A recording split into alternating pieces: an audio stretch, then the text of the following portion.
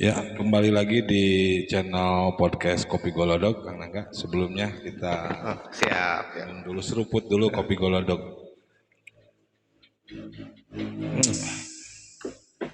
Oke, kembali lagi ke perbincangan tentang olahraga. Ini makin menarik nih, pemirsa, bahwa menurut Kang Nangga dari hasil pengalaman pada saat sebelum terlibat langsung di KONI, bahkan kemarin terlibat langsung di KONI, bahkan bersama-sama saya di Ya, di Satgas di untuk Satgas. proses pelaksanaan Porprov. Porprov ya. Kang Nangga sudah bisa melihat seperti apa sih perbandingan olahraga di Kota Banjar dengan kota-kota lain, kabupaten lain, bahkan dengan tetangga seperti itu. Tadi sebelumnya bahwa untuk memajukan olahraga membutuhkan seorang pemimpin yang memiliki kecintaan dan mampu memprioritaskan olahraga itu menjadi bagian daripada eh, skala prioritas untuk Kota Banjar. Seperti itu ya. Ya, betul, betul. Oke. Nah, saya mau sampaikan bahwa beberapa waktu ke belakang kebetulan saya terlibat ya dengan teman-teman terkait dengan rancangan RPJPD. Nah, ada kabar gembira untuk teman-teman penggiat olahraga, Kang Nangga, saya dan teman-teman yang lain dari KONI atau dari cabur-cabur bahwa untuk RPJPD kita kali ini menuju 2045 olahraga ini masuk ke dalam 5 isu strategis. Nah, ini sebuah perubahan atau perkembangan yang alhamdulillah positif. Ya, Mudah-mudahan bisa dilanjutkan menjadi rencana program yang nantinya akan bisa mencapai terhadap tujuan RPJPD di tahun 2045. Kira-kira menurut Kang Nangga nih,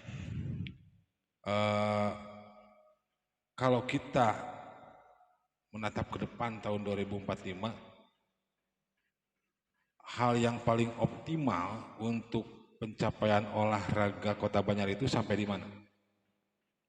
ya, kalau bicara tahun 45 itu yang Indonesia Emas itu ya. Indonesia Emas. Ya, program dari Pak Jokowi itu. Ya, kata Bung Karno kan tinggilah apa? Jantungkanlah cita-cita setinggi langit. Ya, kenapa kalau memang itu kita berangan-angan tahun 45 itu bahwa ada atlet kita yang berlaga di Olimpiade? Kenapa tidak? Olimpiade. Ya, kenapa tidak seperti itu? Ya. Atau kalau misalkan sepak bola di Piala Dunia seperti itu. Ya. Amin, amin. Ya, Keren ya bisa sampai Piala Dunia seperti itu ya. yang nggak usah nanggung kalau mimpi mah. Betul. Cita-cita mah seperti itu. Ya, Olimpiade gal mentok-mentok kan Asian Games atlet kita seperti itu. Oke, Kang Nangga, berarti capaian yang ingin dicapai oleh Kota Banjar dari sisi olahraga di tahun 2045 memiliki prestasi atlet-atlet Kota Banjar di berbagai event, Ya, betul. baik itu nasional atau internasional, Internasional. seperti itu. Nah, perlu diketahui juga bahwa isu strategis olahraga yang ada di dalam RPJP itu masuk ke dalam lingkup eh, ekonomi kreatif. Ekrabnya ya. Seperti itu. Ya. Nah, artinya kita waktu itu menawarkan bahwa olahraga itu menjanjikan terhadap pertumbuhan ekonomi di Kota Banjar. Nah, kita akan gali sedikit ya korelasi dari olahraga dengan pertumbuhan ekonomi dengan transaksi yang ada di Kota Banjar. Kira-kira seperti apa? Oke. Sebetulnya kalau menurut saya itu sangat berbanding lurus. Contoh saya juga seorang senang motor trail lah contohnya. Berapa tahun ke belakang ada event yang cukup besar di Kota Banjar. Sering ya? Ya, sering. Tahun ke tahun malah jadi agenda. Dan itu merupakan agenda rutin dan ditunggu-tunggu oleh penggila off-road di wilayah sini di Jawa Barat khususnya. Pernah sampai peserta itu sampai 2.500. Ya. Saya dengar sampai orang Lampung pun daftar ke sini. Kita ambil contoh kecil aja. 2.500 itu hanya pengendara yang mengendarinya, belum Peserta, timnya, belum timnya. pesertanya, belum timnya. Dan nggak mungkin mereka datang langsung pergi, nggak mungkin lah. Minimal 1 hari sebelumnya sudah datang. Bisa kita bayangkan. Katakanlah dari 2.500 itu yang 1.000 itu orang pribumi, 1.500 orang luar. Sekali makan jajan aja, sekali makan 10.000 aja. Belum sama timnya. Nah, udah berapa? Seperti itu, ya. Jelas lah kalau hotel pasti penuh semua waktu itu, ya. Tuh, jadi kebayanglah sangat berbanding lurus. Nah, contoh seperti itu. Bahwa event olahraga yang dulu dilaksanakan di adventure-adventure itu gitu kan, hanya menggunakan alam yang ada di sekitar kita. Pan itu tidak buat apa-apa, maksud tidak mati tidak buat apa, tidak buat Tidak perlu venue gitu ya. venue yang konvensional gitu Nah, ya. gitu. Hanya menyediakan jalur, nah dibeberes jalurnya, diberesin supaya safety segala macam gitu. Nah, itu sudah mendatangkan 2.500 peserta. Peserta loh itu ya. Iya, iya. Belum timnya, krunya, segala macam. Jadi sangat berbanding lurus. Ketika ada event di Kota Banjar, bangkitan-bangkitan ekonomi itu akan ada. Ya. Apalagi kalau olahraga yang infrastruktur atau fasilitasnya Nah, itu disediakan nah, secara konvensional ya. Apalagi kita tahu kita punya sport center yang cukup ya, memadai ya. betul, betul, Kalau betul. misalkan banyak melaksanakan event seperti kemarin sempat kita tuan rumah Ya, Ponpro ya, betul. terus juga terakhir kemarin ada kejurnas motocross Motocross itu seperti itu. mendatangkan banyak sekali orang ya. Nah, tadi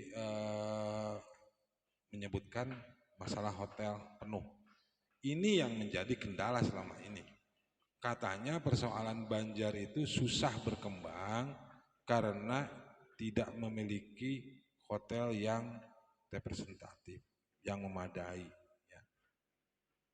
Yang jadi pertanyaan buat saya selama ini, hotel dulu atau ramai dulu? Coba jelaskan menurut pandangan Kang Nangga seperti itu. Kalau menurut saya itu ya ramai dulu. Ramai dulu. Iya, karena apa? Ketika udah satu melihat geliat olahraganya dan berlangsung secara rutin, investor akan berpikir, ini acara nih bisa diagendakan tiap tahun nih kayaknya seperti itu. Apalagi Nah, kalau event macam-macam event olahraga dilaksanakan di iya, Kota Banjar ya. iya. Setiap bulan ada event Nah, misalkan. itu. Jadi saya pikir kalau itu ya tunjukin dulu keramaiannya, tunjukin dulu bangkitan-bangkitannya. Nah, baru itu. Kalau hotel saya pikir tidak terlalu signifikan apa. Oke lah hotel terbatas seperti itu.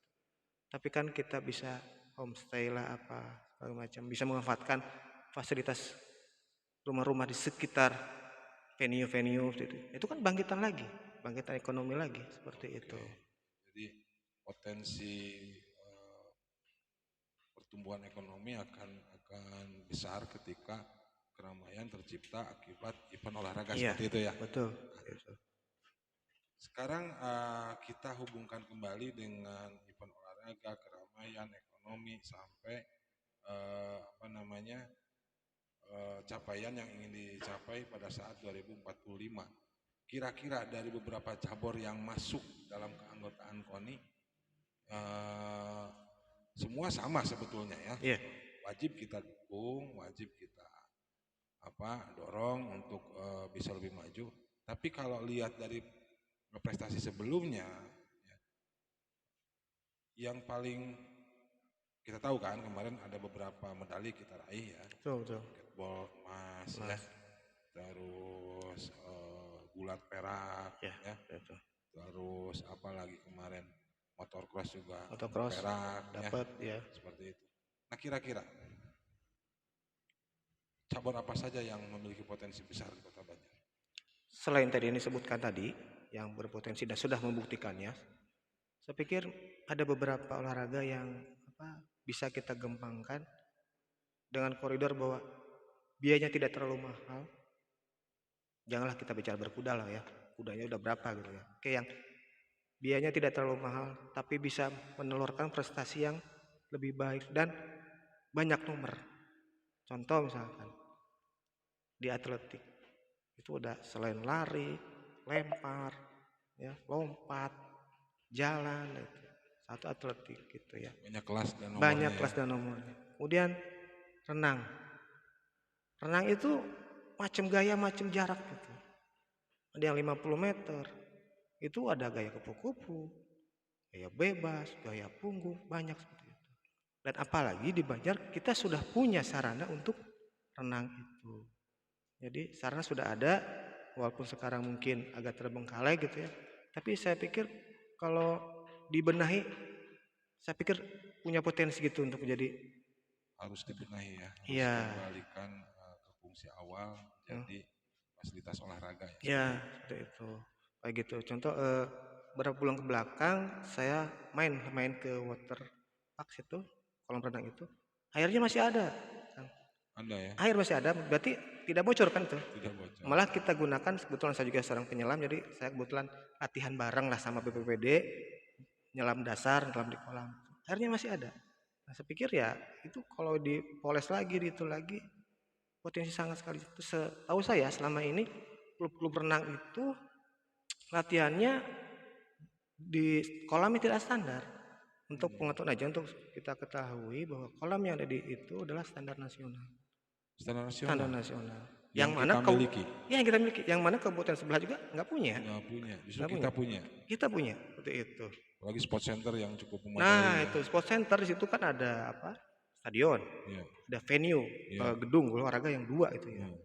Ya, itu sangat potensial sekali gitu untuk suatu event segala macam. Terus kemudian juga ada lahan yang sangat luas di situ kan. Untuk pengembangan lainnya Pengembangan ya jelas lah, motocross bisa, bisa. gestrek bisa.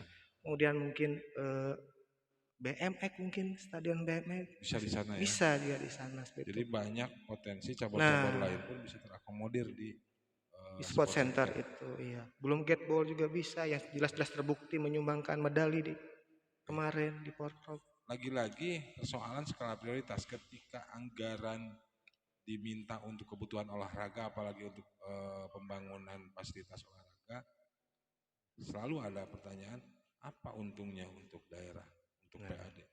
Nah, kira-kira untuk bisa meyakinkan menjadi sebuah kebijakan dengan anggaran yang memadai untuk perkembangan olahraga, apa yang ditawarkan kepada pemerintah? ya, kalau memang itu memang tidak seperti kita apa ya, makan cengek lah gitu, langsung terasa gitu ya. Enggak lah, tetap investasi dulu, tapi suatu saat pasti ada hasilnya. Kalau ke PAD jelas ada lah, Pak. Nanti suatu saat misalkan kita coba contoh, misalkan kita yang sudah ada aja Pak ya, misalkan kolam renang kita benahi, ya.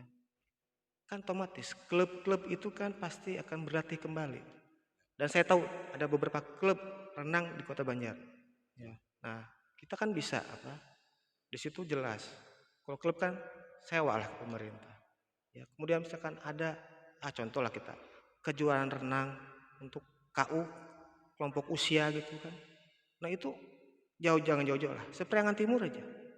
Pasti juga ada Padahal kayak kan gitu. kalau sudut pandang saya juga PAD itu tidak harus mesti dari fasilitas yang digunakan untuk kegiatan tersebut, Ya, ya. betul. Padahal eh, multipliernya yang Nah, diharapkan bisa menghasilkan PAD cukup multi besar. efeknya juga yang Iya, penting kayak seperti itu. gitu, ya. Nah, bisa nggak dengan menawarkan potensi seperti itu, pemerintah Kota Banjar sama pandangannya dengan pandangan teman-teman di KONI untuk bisa memajukan Kota Banjar melalui bidang olahraga seperti itu? Bisa, cuma memang perlu kerja keras kita, Koni, insan olahraga lah terutama untuk meyakinkan pemerintah gitu bahwa uang yang digunakan tidak akan sia-sia, pasti akan kembali ke kita seperti itu. Saya yakin bisa lah seperti itu. Walaupun tidak langsung efeknya terasa, tapi 4-5 tahun kemudian ke depan pasti ada seperti itu. Saya yakin tuh ada lah gitu. Saya juga sempat berpikir bahwa ketika kita coba hitung secara matematika, Iya. misalkan kita memiliki 25 cabur kalau nggak salah yang Ya, aktif ya, aktif. yang terakreditasi ya Kurang betul. lebih seperti itulah hasil verifikasi kemarin ada 25 cabur yang aktif. Eh, Kalau misalkan masing-masing cabur memiliki event 4 kali dalam 1 tahun, berarti 4 kali 25 ada 100 event. Ya. Ya. 100 event dari 25 cabur. Artinya 365 hari itu dibagi 100 event dalam 1 tahun, rata-rata 3 sampai 4 hari sekali itu Ada ada event. event. Ya, yang saya bayangkan, sempat saya bayangkan keramaian yang akan ditimbulkan ya, dan berdampak positif ya secara ekonomi terhadap Kota Banjar ketika ada event 4 hari sekali atau 1 minggu sekali lah, Ya, ya betul. 1 minggu sekali di Kota Banjar. Nah, kira-kira menurut tanggapan Kang Nangga, kalau misalkan bayangan saya seperti itu, seperti apa? Iya, betul. Kalau misalkan cabang-cabang yang sudah kita verifikasi kemarin aktif menyelenggarakan suatu event, ya saya pikir akan terpenuhi target seperti itu. Contoh kemarin misalkan cabang karate se-Jawa Barat gitu ya. Lumayan lah menghadirkan 700 peserta gitu. Tuh, Itu kan peserta 700, belum orang tuanya, belum tim timnya dukungnya. ya. Nah, seperti itu. Kita akan nyewa juga ke gedung pemerintah. Tetap. Olahraga Nah, apa main bola sekarang yang nah, U14 tuh ya. ya seperti itu. Saya pikir gini, yang perlu digiatkan adalah gini. Ketika suatu olahraga digiatkan itu, pemerintah harus menyediakan ini tuh mau dibawa kemana sih olahraga kita nih? Kompetisinya harus ditingkatkan gitu, maksudnya harus diadakan gitu. Ah, percuma dong latihan terus, Ya, pertandingannya nggak ada, ya, kan jadi jenuh gitu. Saya pikir misalkan gini, yang paling utama adalah di pembinaan ya. Yang paling enak itu kita main di KU gitu ya, di kelompok umur gitu ya. ya, Ya, pasti kan support orang tuanya segala macam tuh pastilah betul. kayak gitu. Jadi event kelompok umur pesertanya 1 orang tapi keluarganya Nah, ikut ya. itu nggak mungkin lah seorang anak misalkannya Nah, berangkat karena sendiri. berangkat sendiri nggak mungkin lah. Pasti diantar lah segala macam, ada dan dan perlengkapannya gitu. ketika mereka ingin makan gitu ya, Ya, nggak mungkin balik dulu ke rumah ya, nah pasti makan di tempat di event tempat itu ya, itu di seperti Banjar itu. tentunya Nah seperti kayak itu. gitu. Oke, satu lagi terakhir buat saya nih. Ini sangat luar biasa, ini mudah-mudahan menjadi sebuah rangsangan ya untuk kita semua ya, pecinta olahraga dan pemerintah Kota Banjar. Ternyata informasi yang diberikan oleh Kang Nangga dan masukan oleh Kang Nangga ini sangat bagus sekali.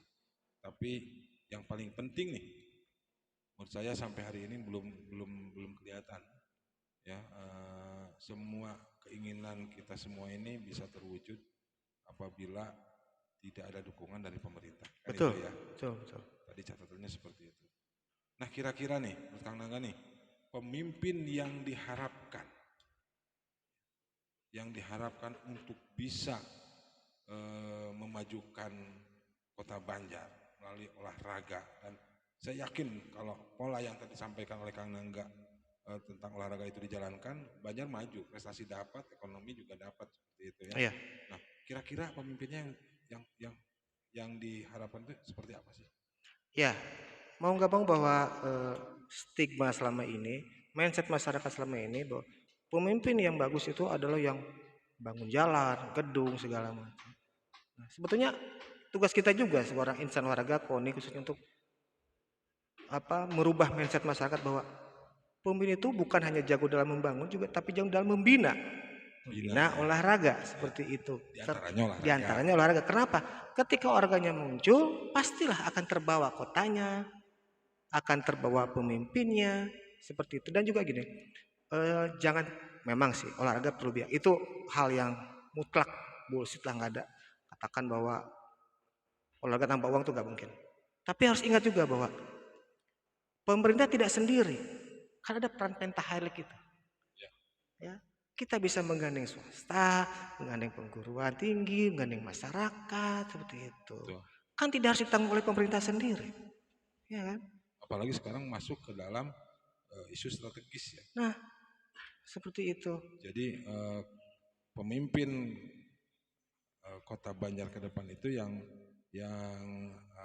harus mampu menjabarkan keinginan masyarakat untuk pembangunan Banjar ke depan melalui olahraga yang berdampak positif gitu ya. Ya, pasti. Dengan melalui penganggaran yang optimal. Ya, Ya, terakhir kemarin sempat saya klarifikasi dengan Ketua KONI Kota Banjar yang beberapa waktu terakhir ini menghadiri beberapa undangan adanya Porkab ya, dan Porkap, Porkot di Porkot, beberapa kabupaten kota di Jawa Barat ya. Terakhir kemarin dari Cirebon ya Cirebon kemarin informasinya hari Kamis kemarin, ya Cirebon kemarin itu. informasinya untuk apa namanya seremoni aja pembukaan Porkab itu menghabiskan ratusan juta. Nah, Hanya untuk open ceremony. open ceremony saja. Nah, dan saya pun masuk di dalam apa tim yang merencanakan Banjar akan melaksanakan Porkot pertama ya. Nanti kalau rencananya di tahun ini setelah beres event pemilu pilkada, jadi diperkirakan bulan Desember akan digelar. Ini Porkot pertama sejarah untuk Kota Nah Banjar itu. ya, melalui kepengurusan KONI yang saat ini, yang di dalamnya ada Kang Nangka, tentunya ada saya juga ya, seperti itu. Anggaran untuk keseluruhan pelaksanaannya jauh lebih kecil dari anggaran untuk open ceremony di beberapa Porkab atau Porkot daerah lain. Harapannya Kang Nangga nih ya, untuk ini Porkot yang sekarang udah Ya, terlanjur karena memang kondisinya seperti ini. Ini kan akan dilaksanakan 4 tahun yang akan datang. Harapannya Porkot-Porkot yang akan datang bagaimana? ya memang sebelum kita melanjut perlu saya apresiasi dulu pengurusan KONI sekarang ini. Bukan karena saya di sana ya Pak ya, tapi karena memang sejarah berdirinya Kota Banjar ini Forkot pertama kali diadakannya. Sepakat, sepakat. Ya, itu. Ya walaupun jauh api dari panggang lah ya. Tapi minimal spiritnya, semangatnya, Spirit, idenya itu harus kita hargai loh. ya, Dengan segala keterbatasannya, pokoknya gimana caranya Forkot harus terlaksana. Seperti itu. koni-koni yang lain dapat dapat anggaran operasional kan. Nah, Kita dapat nggak? ya, di balik segala keterbatasannya, kita yakin yang namanya sudah cinta sama olahraga, apapun kita kasihkan seperti itu. Yang penting Kota Banjar maju melalui Nah, olahraga. seperti itu. Saya yakin 4 tahun ke depan akan jauh lebih baik. Porkotnya Ya, harus lebih nah optimal ya, itu. anggarannya harus Ya, optimal. dan ini mau tidak mau sudah diakui bahwa ketua KONI sekarang yang memang orang olahraga dan mengerti olahraga, suka olahraga dan gila olahraga juga. Gila olahraga ya. Nah, itu. Dan itu ini Forkot ini adalah legacy dia, legacy beliau lah. Artinya seperti ini. Nah, itu. Jadi bukan bukan hanya omon-omon lah, tapi betul ada bukti nyata Buktinya bahwa memang Porkot bisa nah, terlaksana. dengan segala keterbatasan iya, dengan segala kekurangan iya. Tapi kan harus kita lihat spiritnya itu, semangatnya Spirit itu loh. dengan spirit yang besar dan apa dukungan yang kecil, harapannya capaian dari Porkot ini untuk apa sih? Ya minimal ketika Forkot kita menyiapkan atlet-atlet untuk BK PON. Siapkan untuk BK BK PON. BK Prop ya. Ya, Prop ya. ya dipersiapkan kan. Nanti kan ada batas usia segala macam ya kita lihat, kita jaring nanti seperti apa. Kalau misalkan potensial kita bina ya kenapa tidak kita bina. Seperti itu. Minimal kita lolos dulu lah dari BK PON. Targetnya ya setelah Forkot kita jaring, kita seleksi lagi untuk minimal lolos BK dulu. Oke, jadi untuk insan olahraga apapun cabornya mulai saat ini ada harapan untuk bisa eksis ya, untuk bisa apa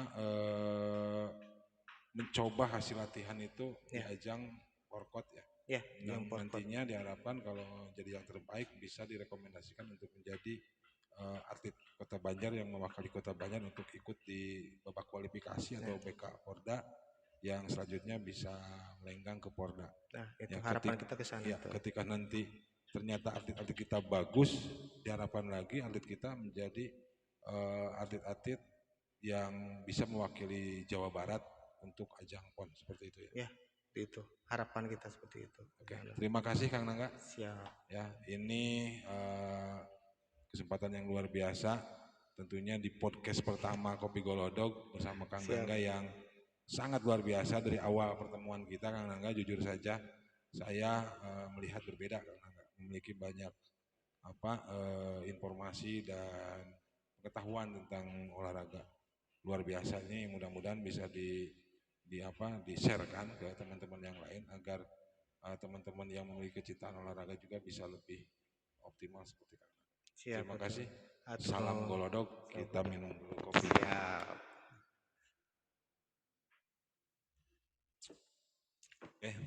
Pemirsa, itulah yang sudah dibincangkan bersama Kang Nangga, insan olahraga, tokoh pemuda yang peduli terhadap olahraga, dan saya sangat paham beliau banyak sekali eh, informasi dan pengetahuan tentang olahraga. Mudah-mudahan perbincangan ini bisa membuat cikal bakal kemajuan olahraga di Kota Banjar. Sekali lagi terima kasih, dan Sami-sami. saya tutup podcast ini dengan ucapan alhamdulillah. Assalamualaikum